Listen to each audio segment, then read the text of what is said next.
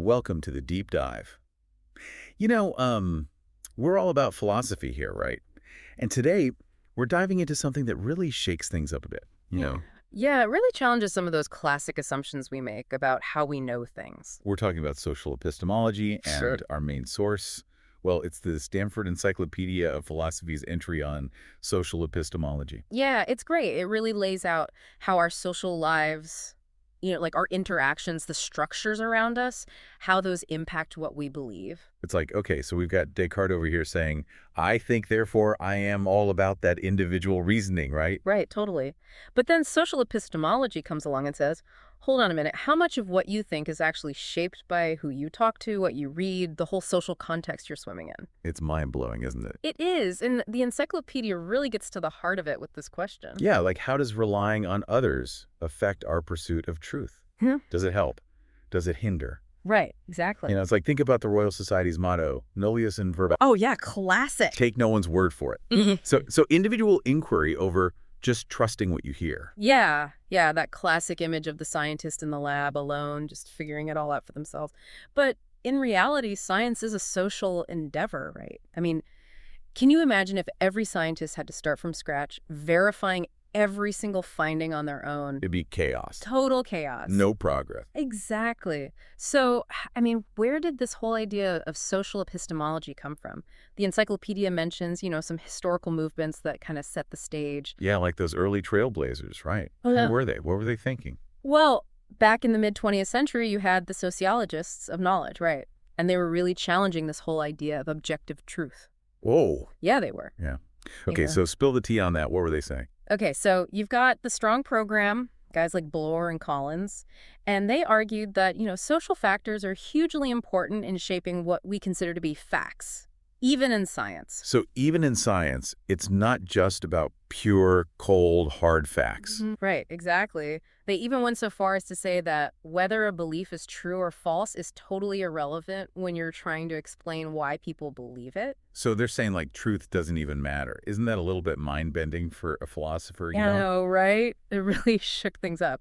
And then on top of that, you have science and technology studies, or STS. STS, okay. And they further blurred the lines. They're looking at how scientific knowledge is produced, how it's spread, how it's used in different settings. So it's not just happening in a vacuum. No, not at all. And they highlight how it's all embedded within this web of social structures and power dynamics. Power dynamics, that's a whole other can of worms. Oh, it is. So we've got these sociologists of knowledge, we've got STS, and they're all kind of chipping away at those traditional ideas about objectivity. Right. They're saying, hey, the lone genius, the isolated knower, that's not really how it works. Right. They're saying, hey, the lone genius, the isolated knower, that's not really how it works. Were there any philosophers, like card-carrying philosophers who were kind of on board with this? Oh, totally. You've got thinkers like Foucault. Okay. Yeah, and Rorty, and they were both, coming from different angles, but they were both critiquing those traditional views. Like Foucault, for instance, he connected knowledge with power, right? He argued that knowledge is often used as a tool for social control. Ooh, that's a bit dark, isn't it? Can be, but he really makes you think. And then you have Rorty. He's coming from this more pragmatic perspective. He challenges this whole idea that knowledge is about, like perfectly mirroring reality. He's like, no, it's more about what works, what's useful in our social context. So it's a more grounded approach, right? Like what's actually functional in the world we live in. Exactly. So you've got all these different threads, and they're all coming together in this kind of tapestry of social epistemology. Okay, so where does social epistemology, as we know it today, fit into all of this? Is it just about tearing down traditional epistemology, or is it building something new? It's both, right? It's acknowledging those social influences, and it's critiquing those old assumptions, but it's also trying to be constructive. It's asking, okay, how can we design social structures that actually make us better truth seekers? How can we, improve our collective ability to get things right? I love that. So it's not just about how social forces can lead us astray, but also how we can actually use them to our advantage. It's like, can we hack the system to make ourselves smarter? Exactly. And Alvin Goldman, a big name in the field, he argues for this veritistic approach, which focuses on how reliable social practices are in helping us reach true beliefs. Veritistic, huh? Yeah, it's a mouthful. Okay, so it's all about how we can get to the truth collectively. Yeah, and this line of thinking was already present in stuff like the epistemology of testimony. Testimony, right. That's how we figure out what to believe when someone tells us something. Yeah, think about it. We rely on testimony all the time, right? From believing a friend's story to trusting what experts tell us. And so how do we know when to trust? When is that trust justified? Yeah, like when's it okay to just take someone's word for it? That's right. And these are like core questions for social epistemology.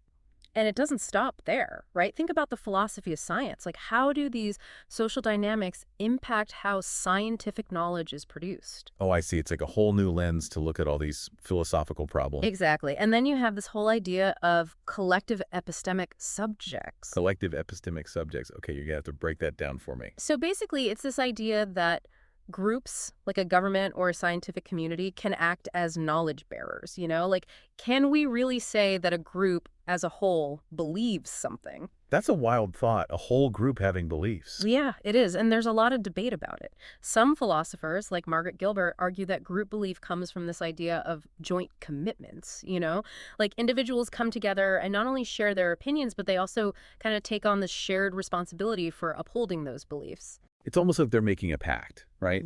Like we're all in this together. We all believe this. Yeah, exactly. And it kind of makes sense when you think about our social and political systems, right? Totally. It's not just that individual citizens agree on something, but that our institutions, our laws, they embody those beliefs and they act accordingly. Exactly. But then you have philosophers like Alexander Bird. Okay, so Bird is coming at it from a different angle. Yeah. He thinks we need different models of group belief depending on what kind of group we're talking about. Makes sense. Right. So he proposes this distributed model. So in this model, the information and beliefs are kind of spread out across all the individuals. Each person holds like a piece of the puzzle, right? So kind of like a research team, right? Where everyone has their own little area of expertise, but together they contribute to this shared understanding. Exactly. That's a great way to think about it.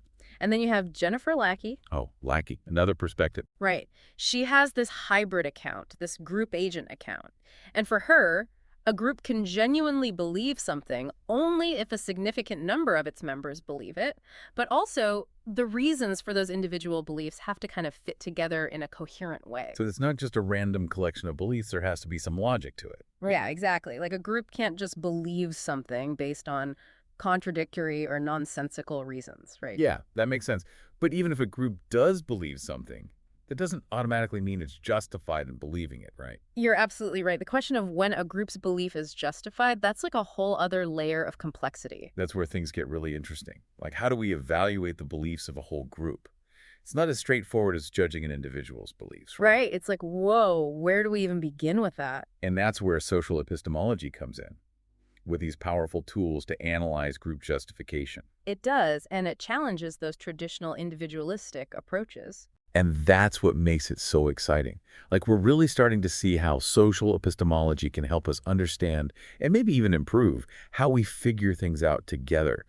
How we collectively arrive at knowledge. It's not just about individual reasoning anymore. It's about the whole system, the social systems we create, and how they influence our pursuit of truth. Yeah, totally. Okay, so we're talking about systems now. Sounds like we're getting into the more formal side of social epistemology. That's right. Are you ready to dive into those formal approaches? Things are about to get a little technical. Formal approaches, huh? To be honest, that sounds a little intimidating. Can you break it down for me? What kind of tools are we talking about? It's not as scary as it sounds. Think of it this way. Formal approaches give us a way to kind of model those social dynamics we were talking about, using things like logic, math, even computer simulations. It's like we can actually test out different scenarios and see how things might play out. So it's not just like armchair philosophy anymore. We're actually getting our hands dirty building systems and running experiments. Exactly. And it's led to some really fascinating insights, like in the study of epistemic networks. Basically maps of how information flows through social connections. Okay, so like who talks to who trusts who influences who. That sounds like something out of a sociology textbook. Yeah, there's definitely some overlap, but what makes it epistemic is that focus on knowledge and belief. We're not just looking at social connections, we're looking at how those connections shape what people believe and how justified they are in those beliefs. Gotcha. But how do you actually model something like that? It seems so complex. Well, there are a few different ways to go about it. Some models, like the diffusion or contagion models they use in sociology, treat information like it's a virus spreading through a population. Oh, interesting. Like a meme going viral. Exactly. But in network epistemology, which is more philosophically inclined, we give the agents in the network certain rules for how they update their beliefs. And these rules take into account both the evidence they encounter and what they learn from their neighbors in the network. So it's not just blind imitation. These agents are actually thinking things through, weighing evidence, and being influenced by their peers. It's like a more realistic picture of how we actually form beliefs, right? Exactly. And, one of the most surprising things that's come out of these models is that more communication isn't always better. Really? I Yeah. would have thought that more information is always good. You'd think so, right? But there's this phenomenon called the Zollman effect, where densely connected networks can actually lead everyone astray, even if everyone in the network is individually rational. Wait, hold on. So even if everyone is being reasonable and updating their beliefs based on the evidence, they can still end up believing the wrong thing just because of how they're connected. It's kind of unsettling, right? It is. It makes you wonder about those echo chambers we were talking about earlier. Right. It's not just that people are choosing to be in those echo chambers, it's that those structures themselves can create a kind of epistemic trap where bad information can get amplified and alternative viewpoints get shut out. So what's the solution? Should we all just become hermits and cut ourselves off from social influence? I don't think that's very practical or even desirable. I mean, we're social creatures, and those interactions are essential for how we learn and create knowledge. The challenge is to find ways to structure our networks in a way that promotes healthy epistemic practices. And the models have given us some clues about how to do that. Okay, so how do we design these healthy networks? Well, one counterintuitive finding is that a little bit of stubbornness can actually be a good thing. Stubbornness, like refusing to change your mind even when you're presented with evidence. Not exactly. It's more about having some agents in the network who are more resistant to social pressure or who have different ways of evaluating evidence. It's like having a built-in immune system for bad ideas. If everyone's too quick to just conform to the majority view, then misleading information can spread really quickly. But if there's a little bit of friction, a little bit of pushback, it can slow things down and give the network more time to correct itself. So a healthy dose of skepticism and disagreement can actually be beneficial. Exactly. And this connects to a broader question that social epistemology grapples with. Does diversity really make a difference when it comes to knowledge? Yeah, intuitively it seems like it should, right? Yeah. Different perspectives, different experiences, different ways of thinking that should all contribute to a more well-rounded understanding. But is there any evidence to back that up? There is. One way to think about it is using this model called the epistemic landscape. Imagine a 3D map where each point on the map represents a possible solution to a problem, and the height of each point represents how good that solution is. Okay, I'm picturing it. So some solutions are better than others. Right. And a group of diverse problem solvers, each with their own unique way of searching this landscape, is going to be more likely to find those high-value peaks than a group of individuals who all think alike. Makes sense. Like having a team of explorers, each with their own skills and tools. They can cover more ground and discover more things that way. Exactly. And there's even a more formal result called diversity trumps ability, which, under certain conditions, shows that a diverse group of average problem solvers can actually outperform a group of highly skilled but homogeneous individuals. Wow, that's a powerful argument for diversity. It's not just about fairness, it's about being smarter. Right. But of course, it's not any kind of diversity. It has to be the right kind of diversity, the task at hand. And social epistemology is very attuned to the fact that certain groups are often excluded from these epistemic communities.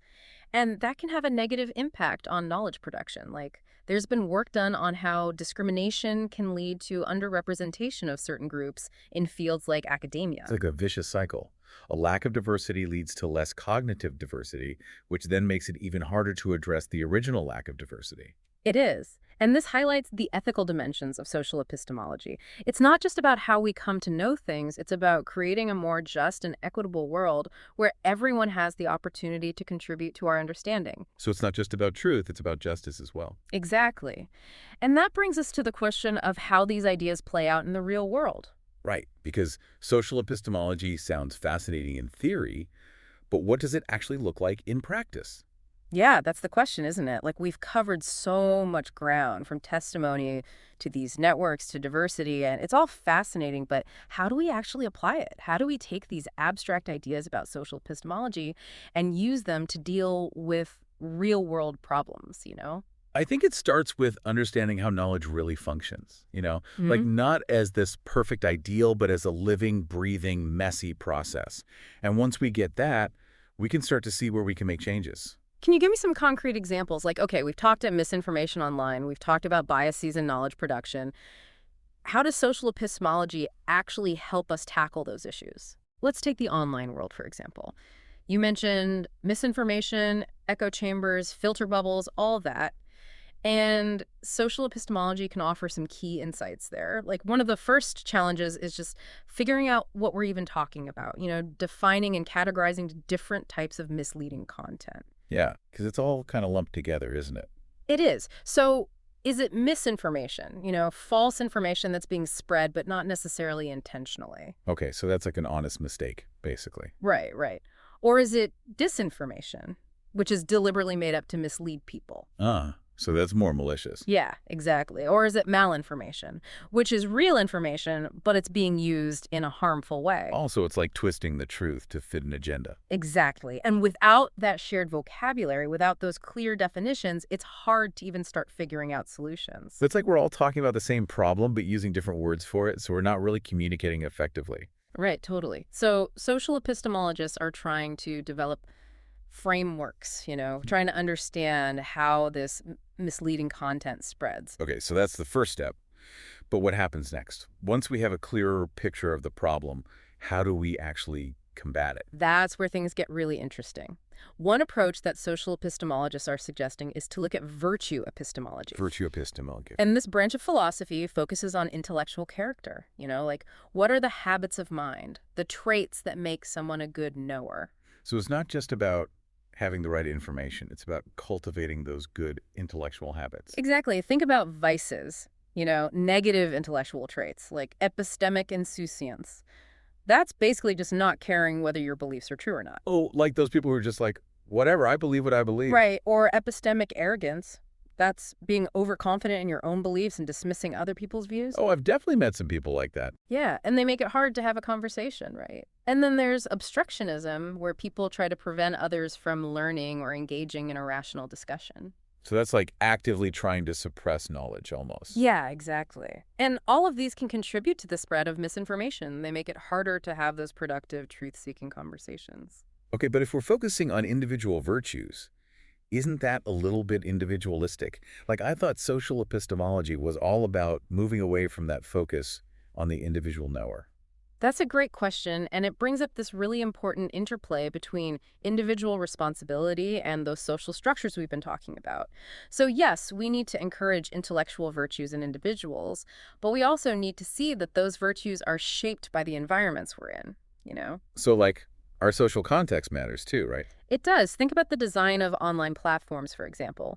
Do they encourage thoughtful discussion and engagement with diverse perspectives, or do they, just reward outrage and create those echo chambers we talked about? That's a really good point. It's not just about what individuals choose to do, it's about the way these platforms are structured and how that influences our behavior. Exactly. And this goes beyond the online world too, right? Yeah, for sure. We're talking about all those institutions that shape how we see the world, right?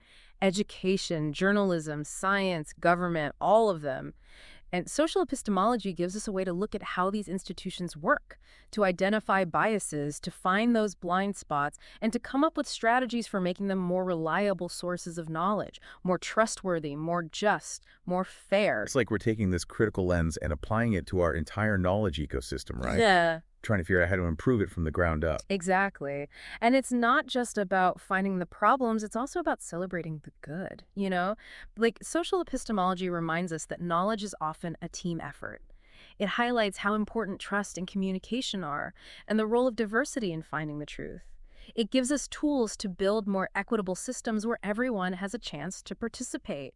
But what about those situations where the structures themselves are actively working against knowledge, where they're actually harming people as knowers, like that concept of epistemic injustice you mentioned earlier? Right, that's a crucial area where social epistemology can have a real impact. Miranda Fricker, she did this groundbreaking work on epistemic injustice, and it's really helped us see how prejudice and power dynamics can affect our ability to know and be known. Yeah. And she identifies these two main types: testimonial injustice and hermeneutical injustice. Okay, break those down for me. Sure. So testimonial injustice, that's when someone's credibility is unfairly discounted because of their social identity, like they're not believed or taken seriously simply because of who they are. Oh, wow. Yeah, like they're not seen as a reliable source of information just because of their race, gender, or whatever. Exactly. And then there's hermeneutical injustice, which is this idea that people might lack the concepts, the language, the tools to understand their own experiences because their perspectives have been marginalized. So it's like they're experiencing something, Yeah. but they don't have the words to express it or even fully make sense of it themselves. Right. And by naming these injustices, by bringing them into the light, social epistemology helps us start figuring out how to fight them. Like we can work towards more inclusive spaces for dialogue where everyone feels safe to speak and be heard. We can challenge our own biases and make an effort to listen to those who have been marginalized. We can push for policies and practices that promote epistemic justice so everyone has an equal chance to be part of creating knowledge. It's like social epistemology isn't just a theory, it's a call to action. It's a challenge to look at how we know and who gets to know and work towards a system where knowledge is a force for good. That's a great way to put it. It all comes back to that question we started with. How do our social interactions and structures shape what we know and how we justify our beliefs? And social epistemology gives us all these amazing tools to explore that question, but it also reminds us that the answer is never simple. Knowledge is messy, it's dynamic, it's deeply social, and it's our job to make sure that process is leading us towards truth and justice. It's not just about what we know, it's about how we know, who has the power to know, and how we create a world where knowledge benefits everyone. And that's what we hope you, our philosophically inclined listeners, will take away from this deep dive. Absolutely. So as you go out into the world, pay attention. Think about those social dynamics that shape your own beliefs and the beliefs of those around you. Ask questions. Whose voices are being amplified? Whose are being silenced? Whose perspectives are shaping our understanding of the world? And remember, knowledge isn't just a personal quest. It's a responsibility we all share. So keep diving deep.